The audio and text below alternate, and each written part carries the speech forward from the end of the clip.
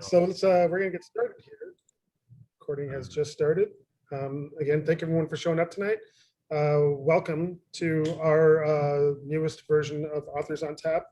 I'm Javier Ramirez, and along with Kristen Gilbert, we co-own Exile in Bookville in downtown Chicago in the Fine Arts Building. A couple of notes before we get started. Please keep your cameras on during the event, so this feels less zoomy and more like an audience participation thing, but keep yourselves muted for the duration of the conversation. If you would like to ask a question at the around the 45-minute mark, please place it in the chat and Leah will ask those of Brad. If you're feeling adventurous and use that raise hand function, Leah will be happy to call on you when the time comes.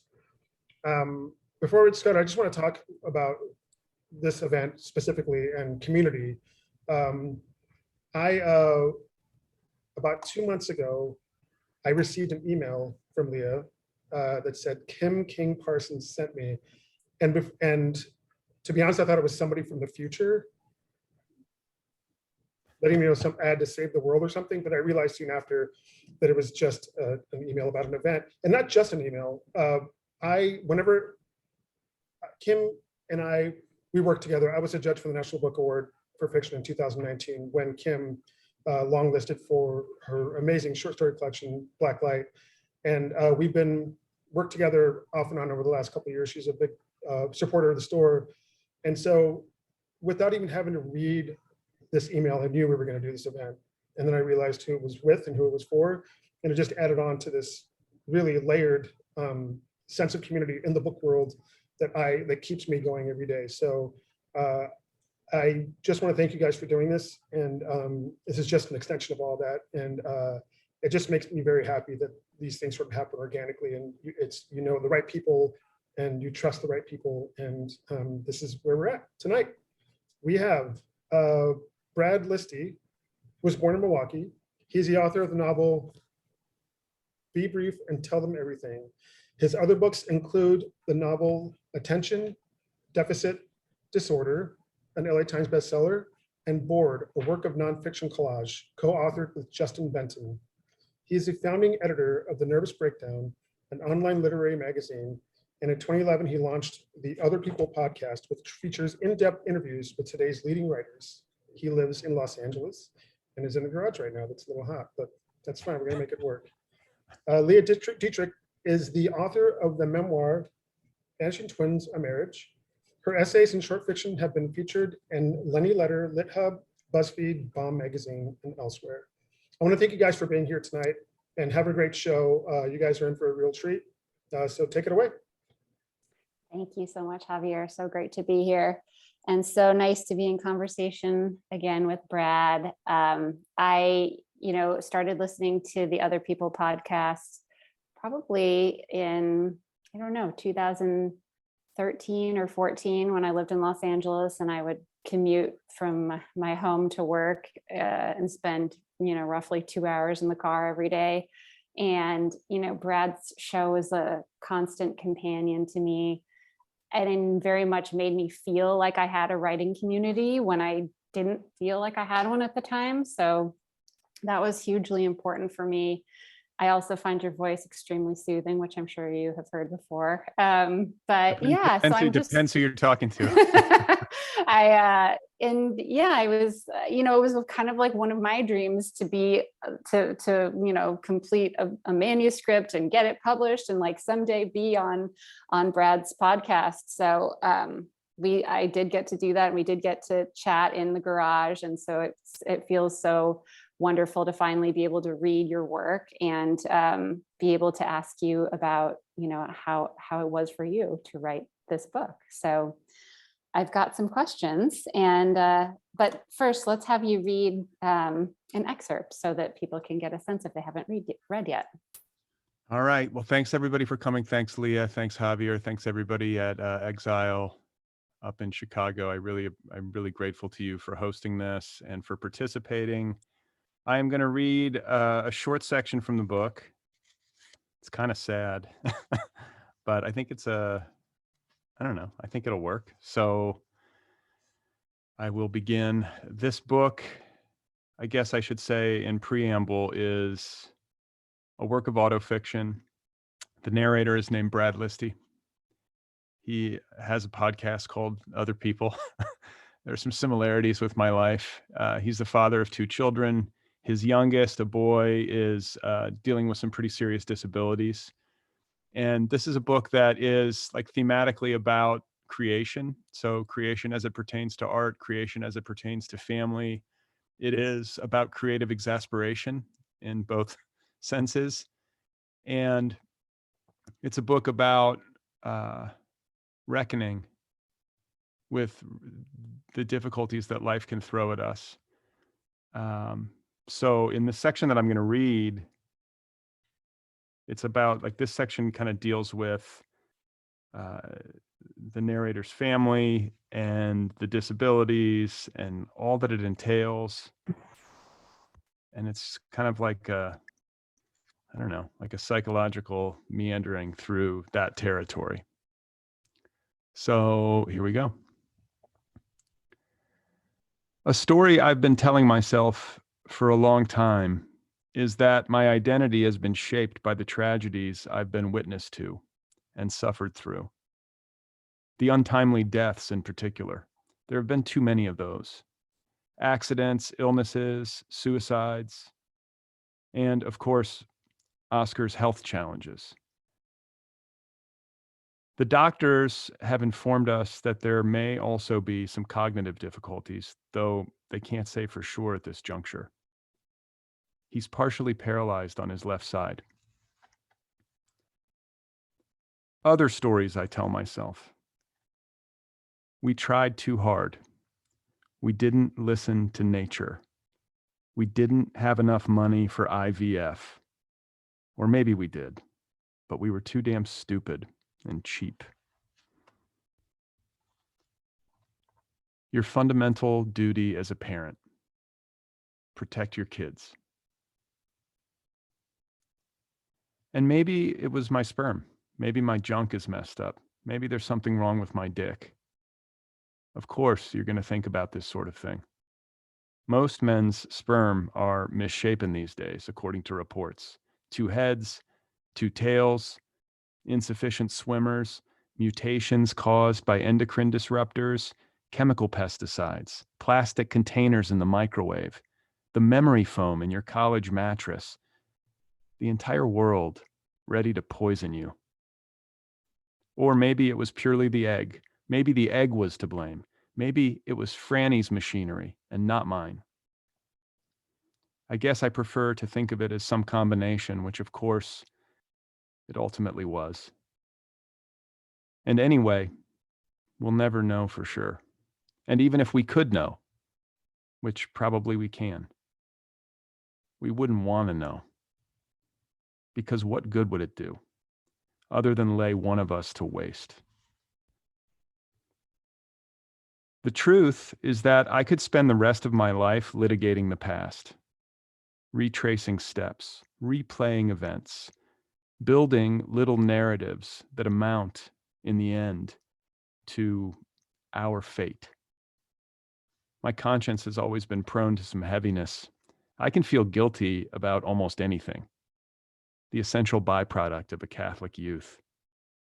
Certainly, I've made my share of mistakes. But where, I can't help but wonder, do the limits of a person's responsibility lie? How much of what we do or don't do in life should we be penalized for, when even the smallest, most innocent miscues can lead to such heartbreaking consequences? The brutal math of it all. Life and its many sucker punches. Stick around long enough and you're bound to get your bell rung. Tragedy will eventually come calling for you, but not until you're fully unprepared. Over the years, I've framed the story to myself in any number of ways. I've told myself that Oscar is the culmination of something, a crescendo that my life had been building toward, that he is a matter of destiny, my destiny, a kind of spiritual test for which I have been chosen, that everything else that happened along the way had been in preparation for it, for this test, this responsibility, this kind of fatherhood, both a pulverizing heartbreak and the honor of a lifetime, the infinite pain of it, the incalculable blessing. Or, in my more severe and self-flagellating moods, I might see it as pure karmic punishment, a tragedy of my own creation, human suffering born of my own greed and foolishness, a harm that I created because I wanted too damn much, because I didn't think things through properly, a harm that I will one day be held accountable for, both by Oscar and by whatever gods might await me at the end of some tunnel of light. We are our choices, I might tell myself, but we're not necessarily in control of them.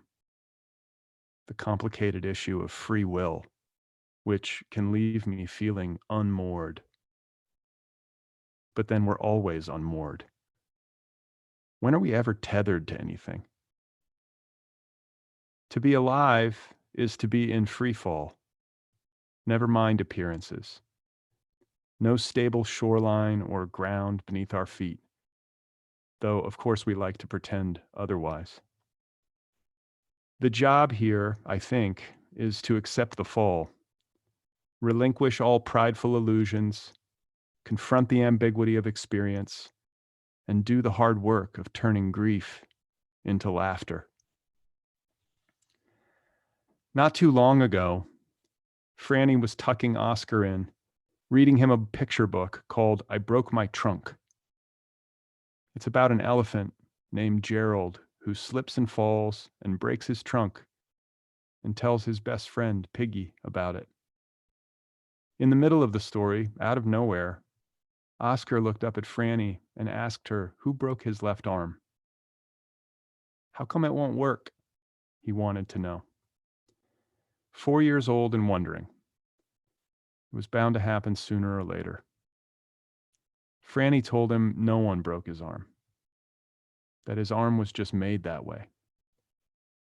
He looked at the arm for a long moment, rubbed it with his right hand, and gave the left elbow a kiss. Then he went back to the book. Franny held it together, finished reading. As the story came to its conclusion, I entered the room and took over, oblivious to the contents of their exchange. No detectable sadness in the air. Franny, with her Minnesota Scandinavian roots, elite at the art of repression. Trading places with her, I climbed into bed with Oscar and snuggled him to sleep. And when I exited his room a few minutes later and walked down the hall to our bedroom, I found Franny sobbing in the shower.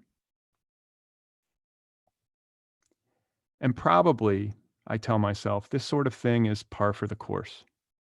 Life as the parent of a sickly or disabled child is rife with little moments like these. Miniature obliterations, quiet moments of complete disbursement that nobody else ever sees. Everywhere you go, the sadness is with you, just beneath the skin, always burning. It never leaves. What you have to do is learn how to carry it. It's like learning to carry fire. Friends of ours rarely ask about it anymore or check in to see how we're doing. A small handful do every once in a while, but that's it. Most stay quiet or pretend that it didn't happen. Probably they don't even give it a second thought. I can't say that I blame them, or sometimes I do, but only in my lowest moments. For the most part, I'm able to see it in perspective. Life is crazy. What are people supposed to do? Everyone has their own heartaches. And anyway, this kind of thing has a tendency to leave you speechless. It certainly leaves me speechless much of the time. And of course, there are the happy moments too, thousands of them, little jewels, the good outweighing the bad. The summer we took the kids up the coast for a week, the hotel near the ocean that we paid for with credit card points, the afternoon when Franny took Alice down to the water and I stayed behind with Oscar to nap, and how we both fell asleep watching cartoons and woke up just after 5 o'clock with the girls coming into the room. How was the beach? I said. Good, Alice told me. Kind of boring. Why is that? I said. It's always the same, she said. The rocks, the sand, the water. I turned to Franny and said, my prodigy. We fed the kids dinner in town that night and afterwards went for some ice cream. Oscar in his braces, just beginning to take some steps. Alice holding his hand, watching the two of them together. That alone. How happy Alice was to have her little brother up on his feet. Oscar, too. The pride, the simple recognition of the goodness of it all, the toughness of my boy, the infinite patience of his big-hearted sister, thinking of how much she did for him, quietly, daily, without complaint, adjusting to his rhythms, helping him stay upright. It was hard for her, too. When I tucked her in that night, I talked to her about it as we lay there in the dark, my head a little soft from the wine I'd had at dinner. I know you do a lot, I said. And I know that Oscar's situation isn't always easy for you. I know that you have to do things differently sometimes, and I just want you to know that I see it, and I'm very proud of you for being such a good big sister. Her only response was, thanks, Daddy. A bit of emotion in her voice. A bit of discomfort, too. Sentimental, half-drunk dad in his heartfelt speeches. Still, I was glad that I'd said something. A rare moment in fatherhood when I felt like I'd gotten it halfway right. In the year after Oscar's diagnoses, I had a recurring dream in which he would stand up and start to walk, tentatively at first, wobbling, before picking up speed and breaking into a flat-out sprint. My joy in these dreams was so powerful that it would always shock me awake. I'd lie there in the darkness, heart thudding, adjusting to the weight of reality, Franny snoring softly at my side. There was the impulse to shake her and tell her what had happened, but I never did. Not at 3 a.m. I couldn't bring myself to do it.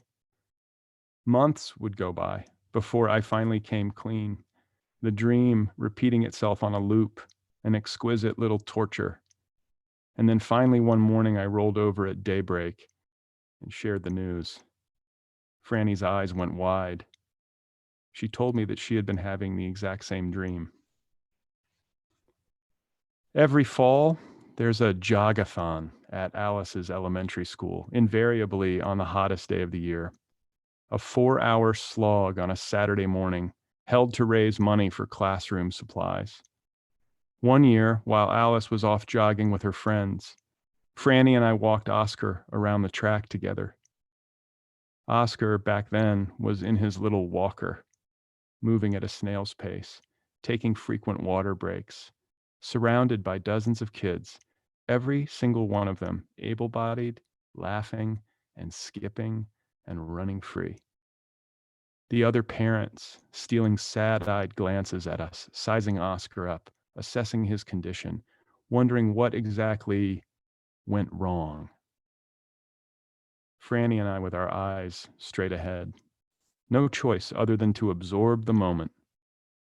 Another such moment.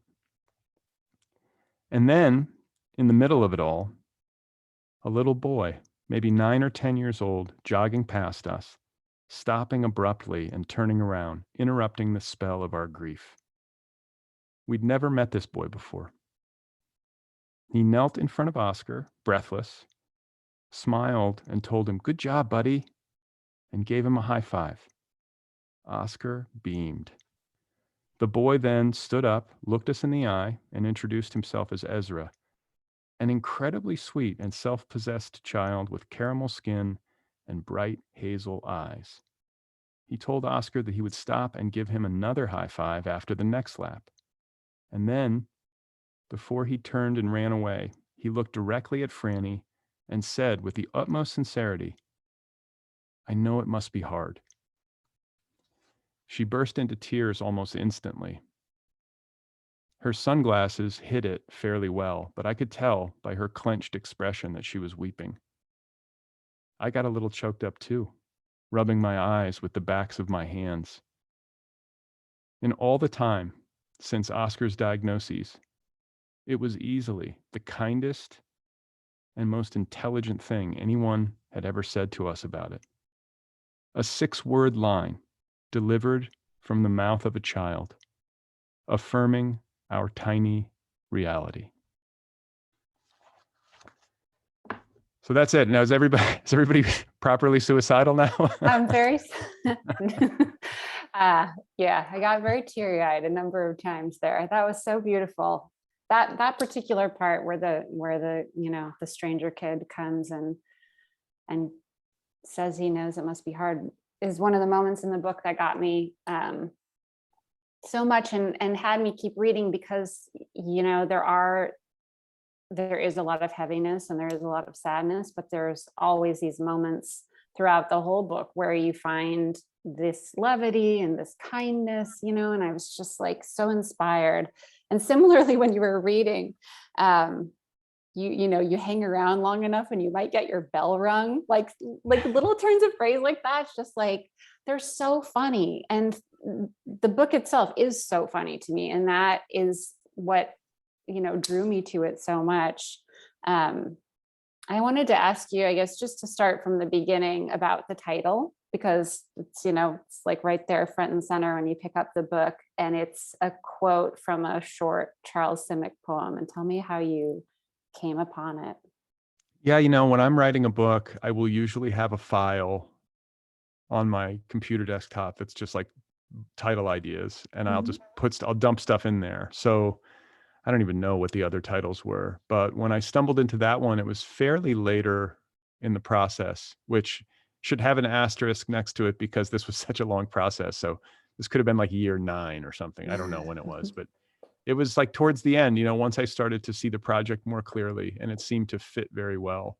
This is a book that is very vulnerable and close to the bone and confessional and deals with difficult stuff, as I just read. And what I landed on, this is just the way that I did it, is that I wanted to be unsparing with myself in particular, as I examine this stuff and reckon with it and try to slow down where it hurts, but to also be really efficient, because it's a lot to ask of a reader, especially in places where it's emotionally challenging, to have to stay there a long time. So, that's part of it. And then I think it's just me having reverence for compression in literature. And I like the challenge of trying to get the maximum amount of power out of the minimum amount of words. Like, to me, that is the job.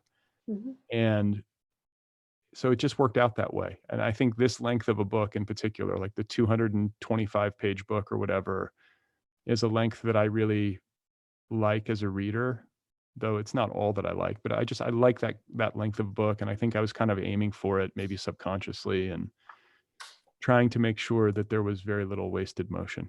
Yeah. Do you read a lot of poetry? I do when I'm warming up.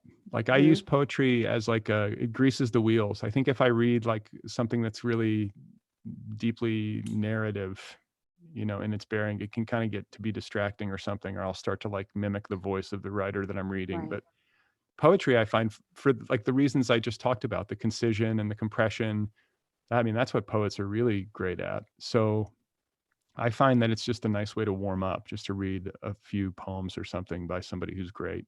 Yeah, it's more like listening to music or something than it is like reading.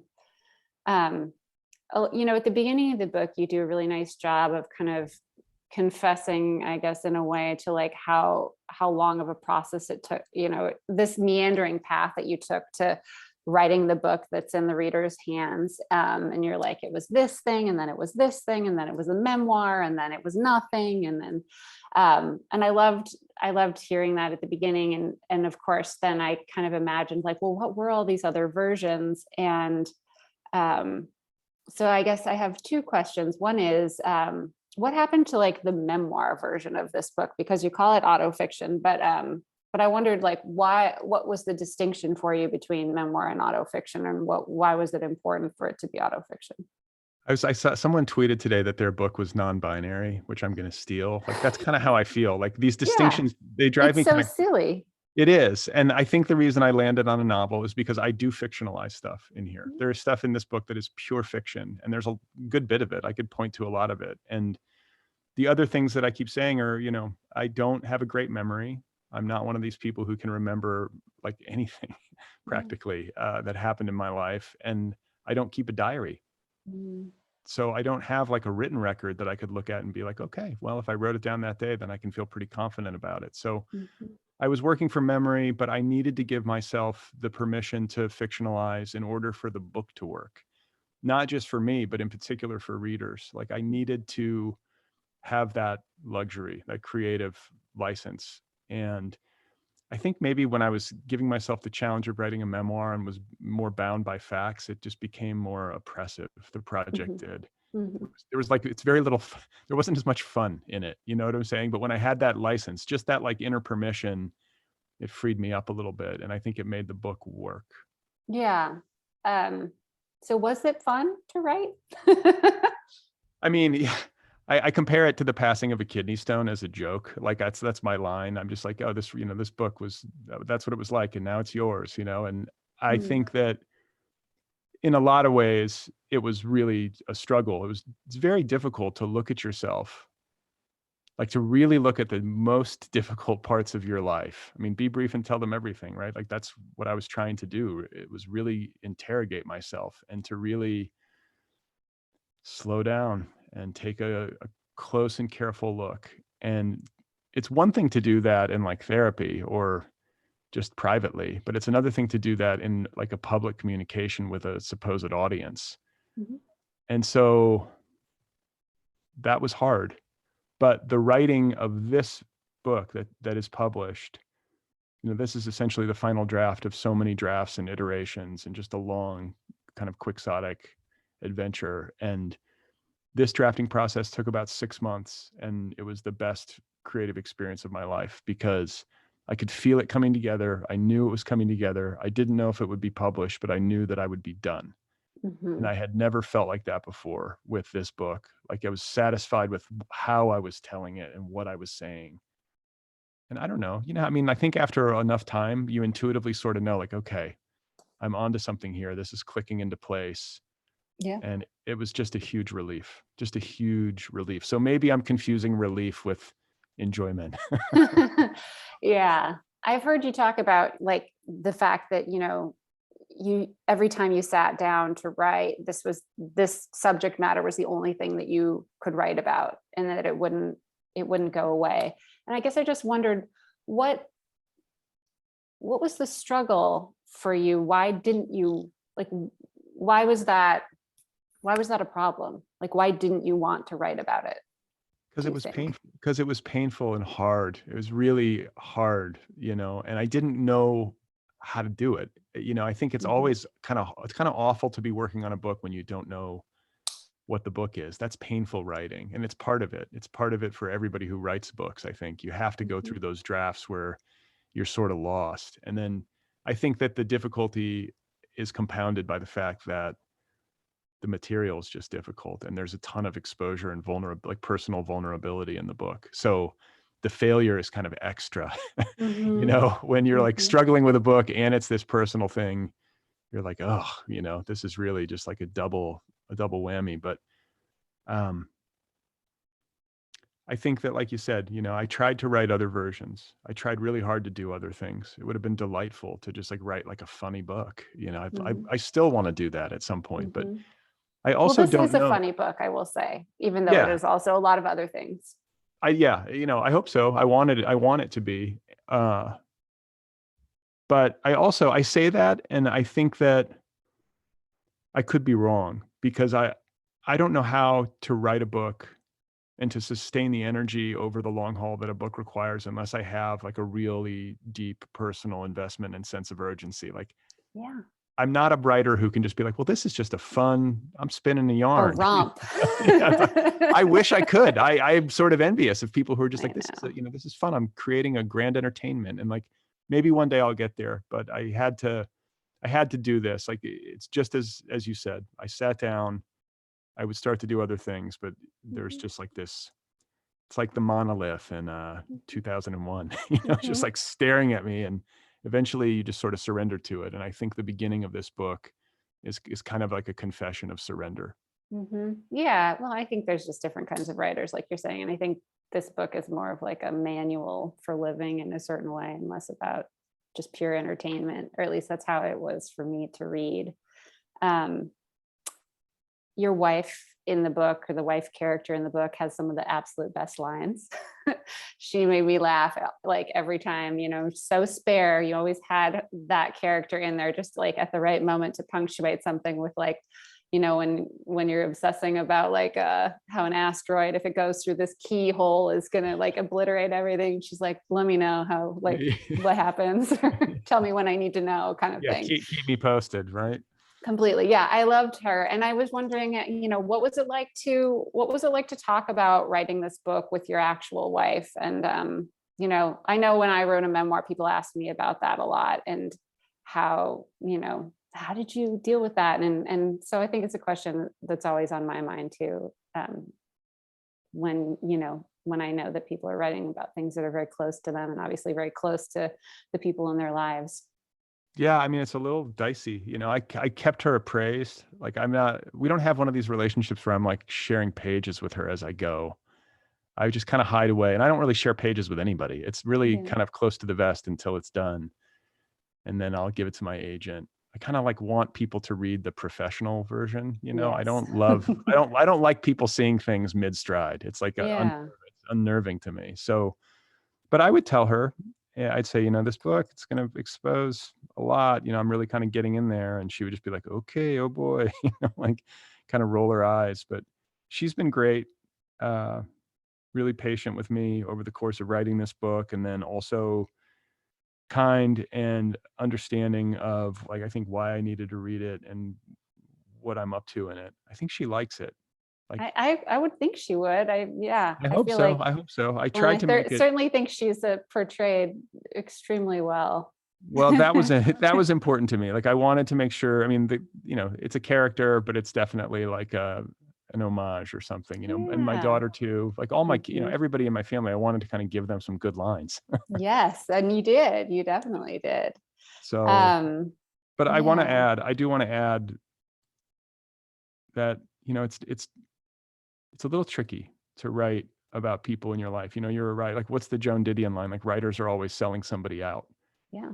But never trust a writer, people are always saying, yeah, but I mean, what am I supposed to do? Like, I have to write. If I'm a writer, this is staring me in the face. I couldn't get out from under it. I had to write my way out, sort of. And this book is about somebody working through his confusion. You call it a manual for life. It's like somebody like grappling for understanding.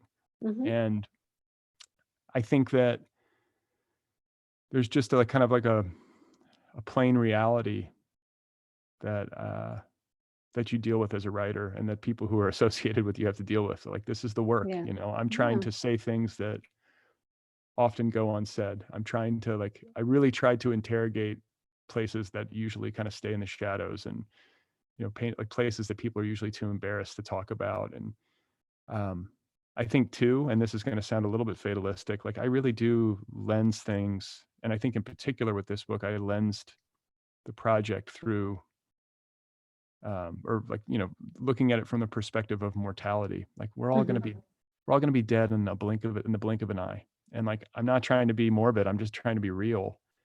And I don't think, if I am operating in good faith and trying to interrogate myself most of all and explore the stuff of my life on the page, as authentically and truthfully as I can, how could that possibly be a problem in the grand scheme of things? And I think people hopefully understand that.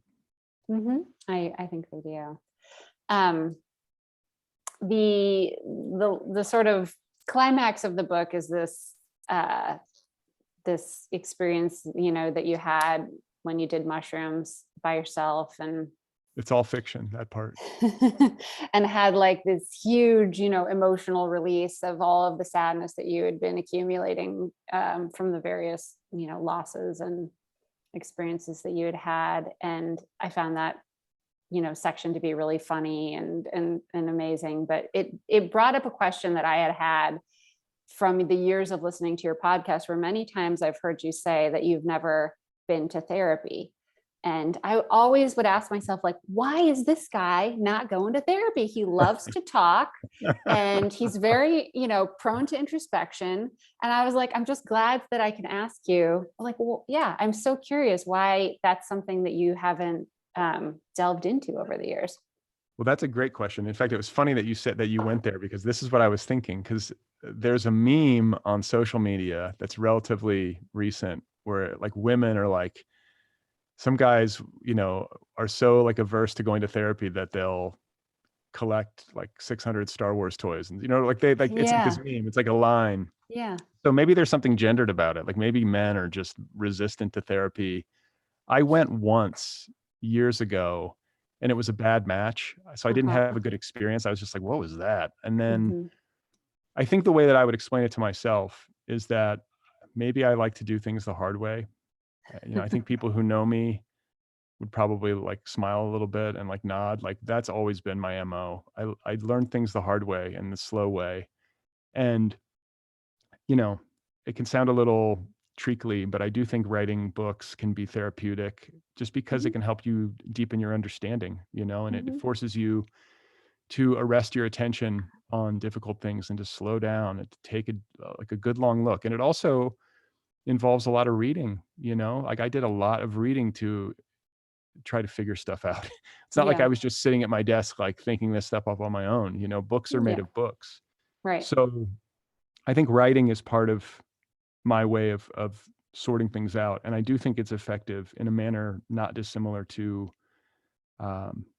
talk therapy. I'm not equating them one for one. So if there are any therapists in attendance, I don't mean to suggest that, but I just think that for me, this has been, I think, reasonably effective. And then the other thing is that, like, the other part of it that I've sort of deduced or I can point to as like why I've not needed or wanted therapy is the fact that I have had like a pretty dedicated meditation practice since I was a young man in my early 20s. And I talked about this actually with Lynn Tillman, I'm now recalling, on the show, because she is a devotee of talk therapy, I think. And I was kind of telling her, I was like, yeah, I kind of feel like therapy is like, it's similar to meditation because you're witnessing your thoughts and feelings, but you have a guide and you're talking about them as you go. So it's, it's got differentiating factors. But for me, therapy, like I sit down twice a day and watch what I call it the show. I watch all this stuff. Like I'm very well aware of my patterns and my loops and my depression and my suicidal ideation and my ego and my, paranoia, or what do people think of me? And am I a failure? And like all that stuff, like I'm well aware of it. Like you sit with that stuff for 23 years, twice a day. And it's, it's sort of dispiriting to think that it would just keep coming, but that's the nature of the human condition. And I think that the writing and the sitting combined probably kept me away from therapy. But I am willing to concede that had I gone to therapy, it might have served as an accelerant and I could have reached insight more quickly. Maybe so. Incidentally, I think that psychedelic experiences offer precisely that benefit at their best. It's not a panacea. It's not going to give you some magical fix or some permanent like ultra shift in your perspective, or at least not in my experience, but it can be an accelerant. Yeah, because that was, what led me to when I asked that question was that in the passage where you're talking about how much you cried during your trip, and you said to cry that much, most adults would need some serious assistance and a small, quiet room. I was like, that's therapy. I was like, there's a person and a small, quiet room. But yeah, I was like, that's so interesting. And I've never done any psychedelics, so I haven't had that experience. But and I find it fascinating, and it seems like there is so much potential there. And it's wonderful to read about your experience. And it seems like it really did serve that purpose. I mean, it's seemed huge in terms of getting in touch with like the raw emotions that were wild. troubling you, that clearly, you know, like isn't something that meditation necessarily does, right? I mean, I'm not a big crier. Like I can cry a little bit. I mean, I'm not like I'm not shut off from my feelings. I'm just not a crier, you know. Yeah. I'm kind of a stoic, and it was astonishing, the crying. I had no idea, you know. So I think there's a line in the book during that section where I'm like, well, I'm always and forever blind. Like you think you know yourself.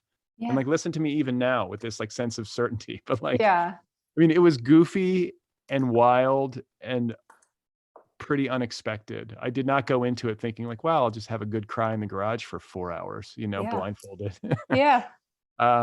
But I knew that I was sad. I mean, I knew I had sadness. I was well aware of all this stuff, but I didn't I'd never expressed it. And I think maybe there was something neurochemical helping me express it. I mean, like, I understand crying in therapy with like a box of tissues. This was different.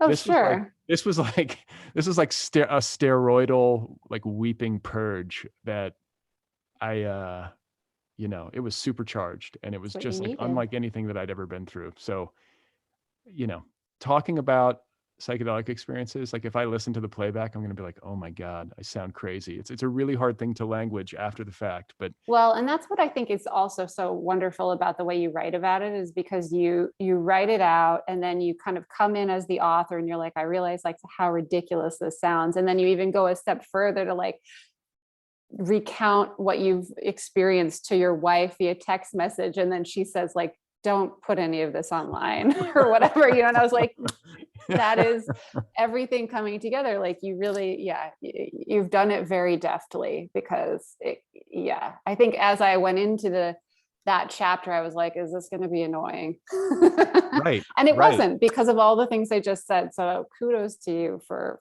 pulling that off. I don't think it's an easy feat. Technically, not emotionally, but technically the hardest part of the book to write, because it's just a kind of a easy place to make a mess of it and to just alienate people, who have never done psychedelics before, or who might be like, ooh, psychedelics, or I hate hippies, or you don't know who's going to read your book, you know? And so, or there's people who are like aficionados who are like, he got it wrong, you know, this isn't how you trip. So I was like trying to kind of walk that line and keep it narrative, even though you're in a space, you know, when you're in a psychedelic like mind space or whatever, that is sort of resistant to like traditional or conventional narrative. Yeah. Do you think you'll do it again anytime soon? Yeah. I mean, I don't know about anytime soon. I'm not, there's no like great urge. I had such a big experience that kind of gave me what I need. I'm not somebody, I mean, I'm 46. I'm not going to be doing psychedelics. There's a lot of planning that goes involved, as you as you detail in the book. So it's hard as a parent. I think it's important to note that in the book and in real life, like these compounds are no joke. And I think the big part of the impetus for wanting to do them was to kind of have a do-over, because when I did them when I was like 19, I was just sort of a goof and didn't know anything about them. Hadn't done a page of reading, really. It was all just like friends talking to friends and like, you got to check this out. And I was in Boulder, and so it's very much in the air there. And but you know, provided you do your due diligence, consult with your doctor, like whatever it is, like do reading, understanding it, like this is going to sound goofy, but like, you know, Terrence McKenna used to say, like, if you have people who, you know, you've never done psychedelics, it's like not having sex. It's such a, like going through your whole life and never once having sex, go through your whole life and never once try psychedelics.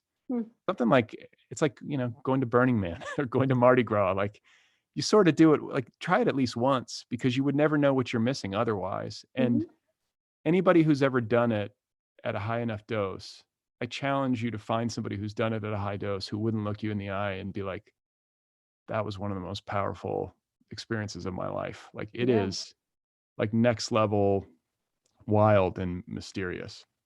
Yeah, sounds like it. Yeah, The I don't know flip if you side sound, of that I don't is, know if you sound, I don't know if you sound confident. You're like, it sounds like it, Brad. Yeah, I'll take no, your word no, for it it. does. It totally does.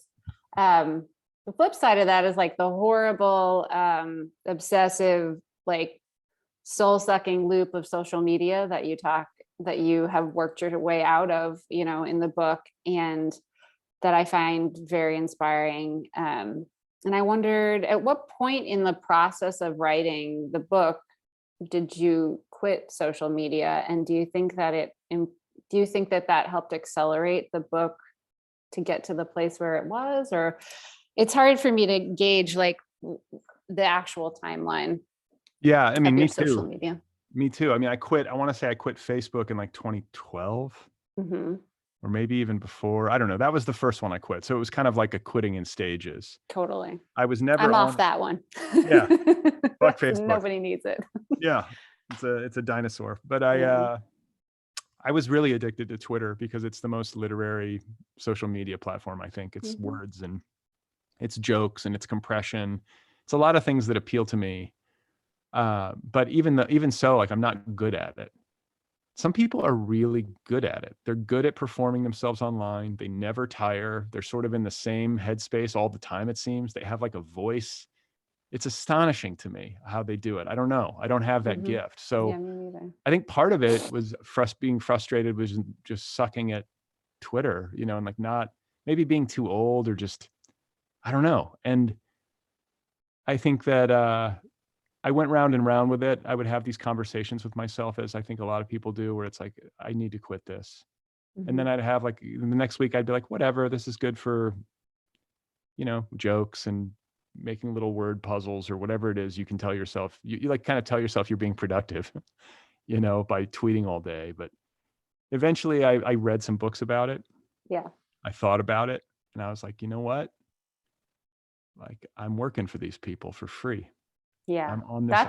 That's the thought experiment that really got me, because I was just like, yeah, we're doing Yeah. all this free labor. Like, this is ridiculous. We might be enriching Elon Musk soon if you needed an impetus to delete your account. I mean, like, I get it. It's like a useful tool for connection in some ways, and it's the public square and all this stuff. And I understand because I want to make sure I'm being transparent. I still read Twitter Yeah. because Twitter is the internet to me. Like I don't surf the web.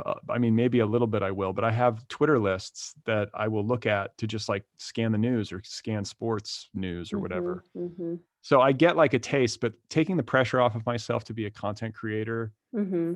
has been a huge change. And this past week, because my book has been launching, I've gone back in and dipped my toe in. And I've just been like, well, I'll say hello. I've got to do so much promotion stuff that like I'll pop in and tweet or whatever. And I got to say, I feel a little bit like of the dopamine high or the sugar high, a little sick to my stomach. Like, Yeah, like it's just, ungrounded. it just feels, I just don't feel, I can feel the kind of the grossness that I remember wanting to get away from. And I envy people who use it and don't have any of that. Cause I think there are those people, they're just maybe, I mean, I don't know. I don't believe it, but yeah, Yeah. I think that, yeah. I just don't want to sound too preachy, this is just me. No. Yeah. Do you think though that it had an impact on your writing, like a negative impact? No. Oh, Twitter? Being on social media, like when you Yes. were addicted to Twitter? Yeah. I mean, Because I couldn't concentrate. yeah. I still can't to some degree, like this, Mhm. there's been no psychological or like scientific evaluation of what these platforms have done to us. Yeah. Like I know there probably some underway, but like we all jumped into this and have basically been at it for 12, 15 years. And God only knows what it's been doing to our ability to arrest our attention or sustain our attention, Yeah. what it's done to like our moral imaginations, what it has done to a sense of civic unity, what it has done to decorum and like just basic decorum and the way that people communicate with one another, because you're sitting there all day long scrolling through people's unedited thoughts, Yeah. punched into their phones or computers at a distance with less of a sense of consequence for how it might make other people feel. So in a way, it's like everyone's dropped their masks, and it's like, ew, like I kind of liked it when we were all wearing masks. Yep. So I don't I know, agree. I think but it's terrible. I wrote my book after I quit. So if That's there's good. any, That's certainly motivation. enough. Last question is, there's a really sweet, and I didn't underline it, so I'm just doing it from memory, but sweet little moment in the book where your daughter asks, I believe, what's the tallest mountain, right? Yeah. What's And the smallest mountain in the world? does she never asks what's the tallest and then the smallest, or just like out of the gate, it's just what's the smallest Well, mountain in the yeah, because world? in that section of the book, I'm telling her, the narrator's telling her about a hike that he went on, and she's like, "Well, how big was the mountain?" And Uh-huh. he says, "Well, it was 2,000 feet." She's like, Right. "That's big," and he's like, "It's Right. actually not that big." And she's like, Right. "Well, how tall is the smallest mountain in the world?" It's the best question I've ever heard. Yeah, right. I'm like, "Yeah, what is the smallest mountain in the world?" So Did you kids look do it up that. for her right away? Maybe I might have. I don't remember. I'm sure I did. With kids, you always Google it, if you don't Yeah. know. And Yeah. so I probably did, but I never, what I know I do is I have a notes file in my folder where I write down funny things my kids say because I know I'm going Yeah. to forget. And Yeah. so that came in handy for this book Yeah. because I don't think I could have conjured a better line. Sometimes Yeah. that's just the real genuine thing. And I felt great about putting that in there because you sort of fix it in amber, it's like Hmm. kind of permanent now. Yeah. So you have that moment in the book, which is so charming. And then you return to that image at the end. And it's just like, I think it's the perfect ending. And it felt really satisfying and emotional to read. And I wanted to know what the experience of writing that ending was like. And did you know that was the ending when you wrote it, I guess? The writing of the ending, I mean, first of all, the psychedelic section of the book gave me the ending of the book because this is a hard book to end. Mm-hmm. Like, where are you going? Like there's no conventional sort of tied up in a bow ending with something like this. And yet there has to be a sense of resolution for the reader.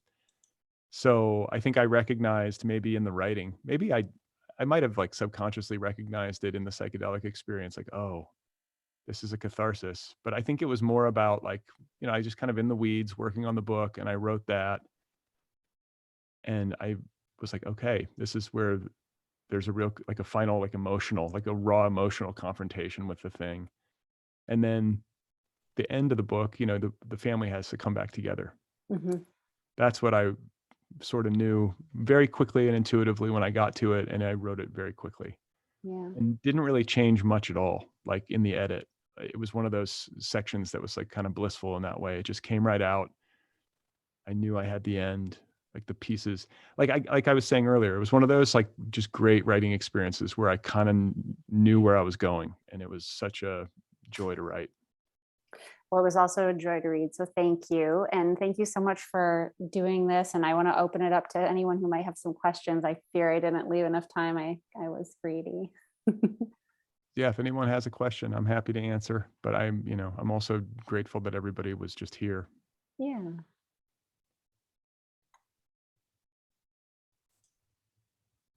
You can write it in on the chat. Mm-hmm.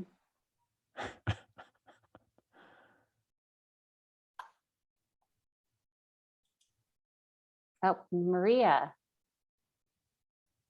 let's hear your question. Hey, Brad. So I was wondering if you could talk a little bit about the point where the book kind of transitioned from being a novel to kind of being autofiction, and just kind of, I don't know, just how that happened and what that experience was like. Yeah. Well, hi. I recognize your name from something. I don't know. I feel like I've seen your name a bunch, so it's nice to see your face. Thanks. I've written into the show a couple of times, I think. So, yeah. Oh, okay. Okay.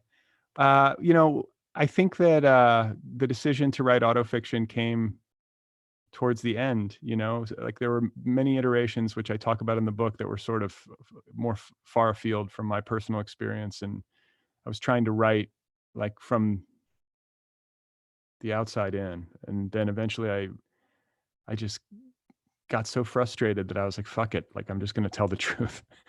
Or that was the sort of sentiment, and I'm going to drop the mask and I'm just going to try to deal with what happened because this stuff won't leave me alone. So it was just a lot of trial and error, mostly error, and finally getting so frustrated with it that I started to just deal with it head on, or as close to head on as I could, while still making it,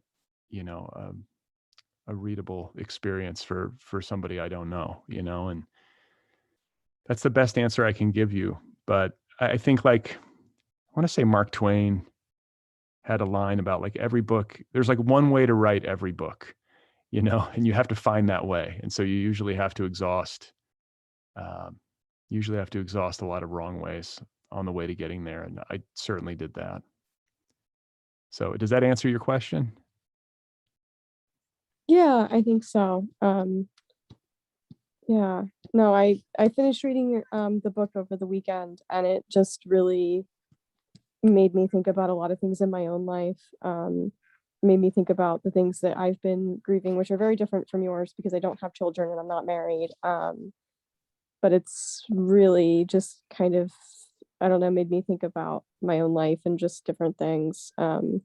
And just kind of a different perspective, I guess, that maybe I hadn't thought about it before. Before COVID, I was trying to write a novel for many years.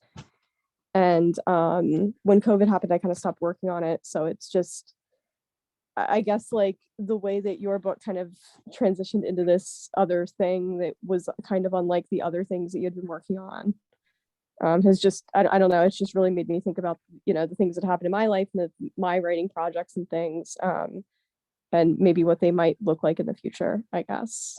Well, I hope it helps. You know.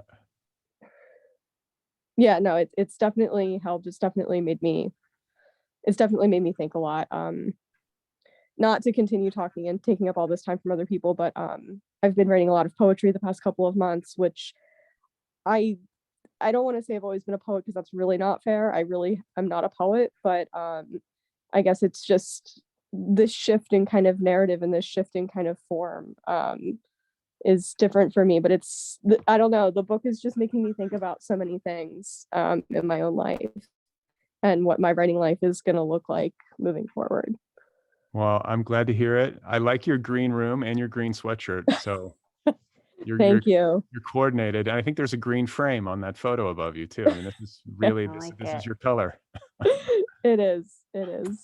We do have one question from Tim. I remember about 2 years ago, you mentioned that your agent took it out on submission. The consensus was that the book was just so sad. How did you find or write your way into a book that had more balance with sadness, grief, levity, etc.? Thanks, Tim.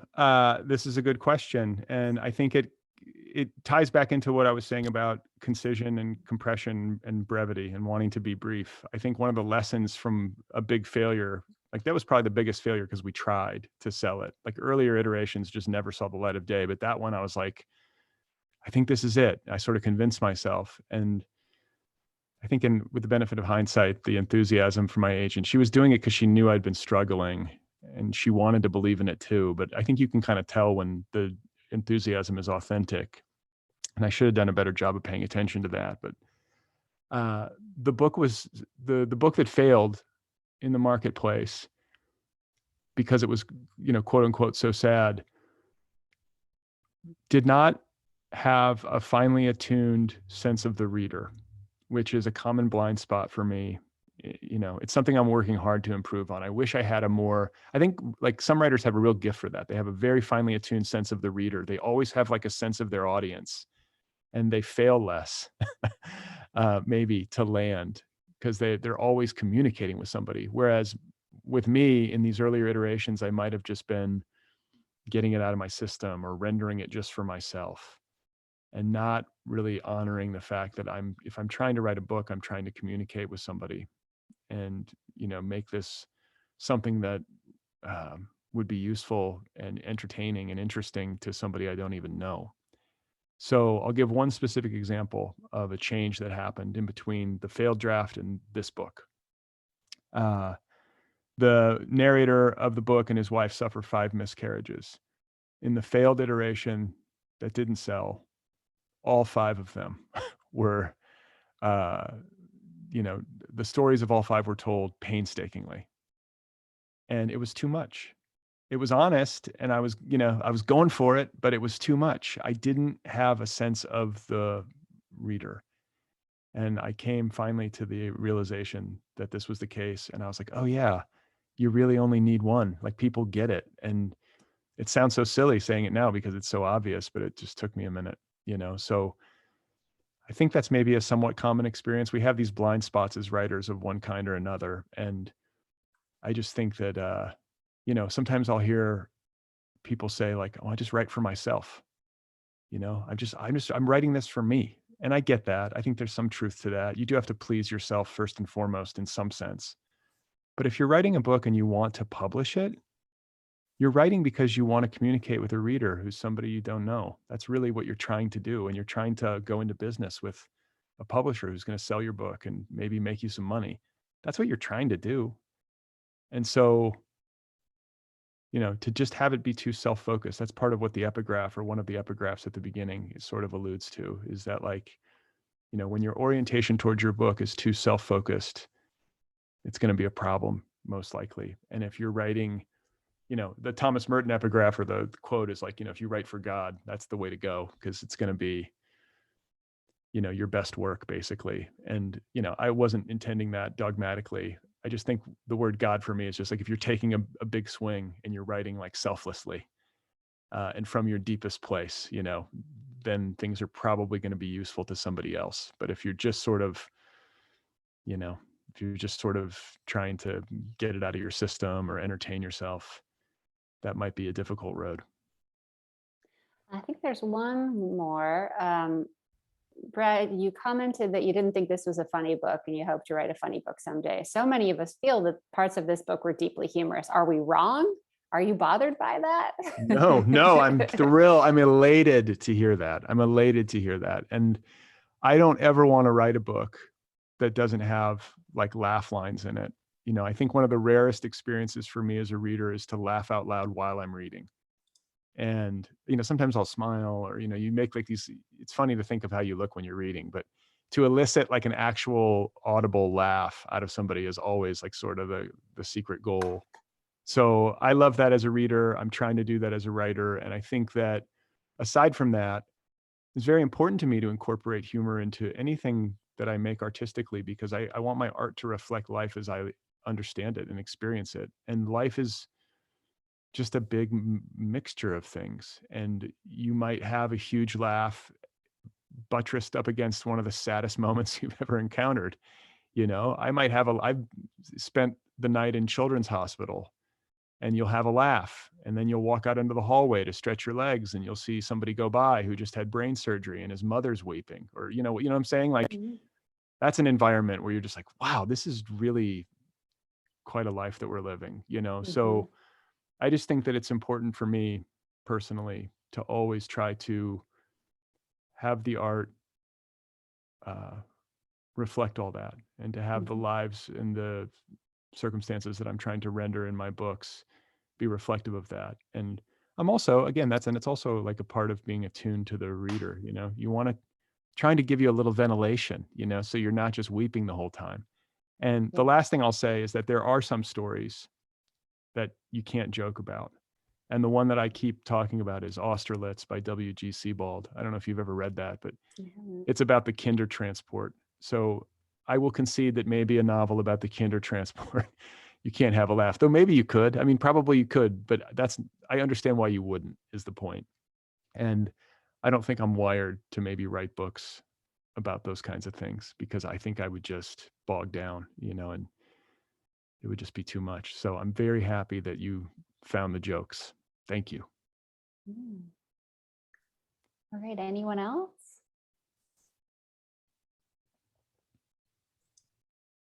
And I think I'll just say thank you again for giving me the opportunity to ask you these questions and to get together.